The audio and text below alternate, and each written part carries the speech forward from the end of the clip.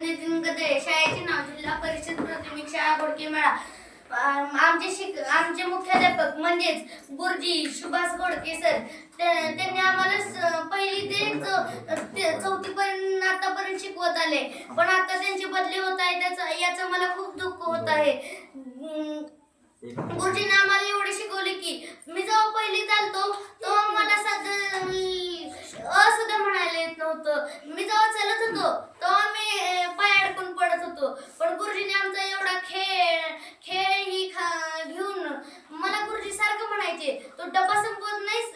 गुरुजी मला म्हणायचे डब्बा संपवायलाच पाहिजे तू, आणि माझ्या जवळच संपवायचे. आता मी सगळा डब्बा संपवायचो.